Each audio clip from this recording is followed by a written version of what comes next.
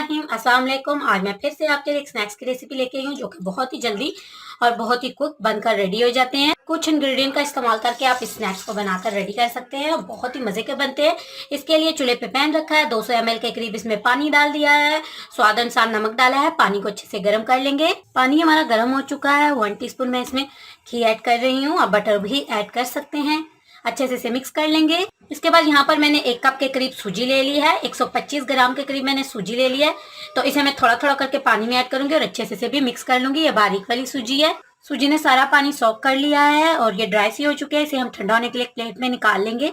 थोड़ी देर बाद जब सूजी 5 मिनट बाद ठंडी हो गया, 1 टेबल स्पून मैं इसमें कॉर्नफ्लोर ऐड कर रही हूँ और अच्छे से मसल कर इसे हम नीट कर लेंगे।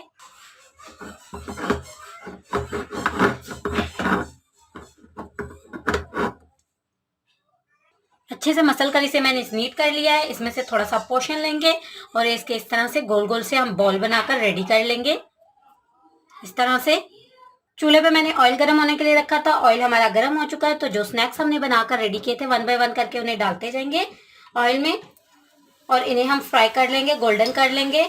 फ्लेम हमें थोड़ी सी हल्की रखनी है ताकि ये अंदर तक पक सके। ये देखिए हमारे स्नैक्स पे गोल्डन सा कलर आ चुका है। इन्हें ऑयल से निकाल लेंगे।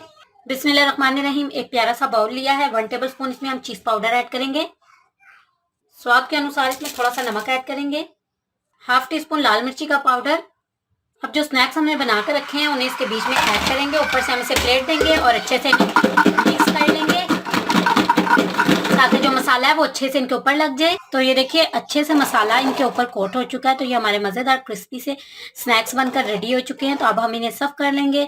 अगर आपको ये रेसिपी आज की पसंद आई है, चैनल पे फर्स्ट टाइम आए तो आपसे रिक्वेस्ट होगी चैनल को जरूर से सब्सक्राइब कीजिएगा। रेसिपी अच्छी लगती है आगे ज्यादा से ज्यादा शेयर कीजिएगा। लाइक जरूर किया करें वीडियो को, कमेंट करके अपनी कीमती राय से जरूर आगाह कीजिएगा।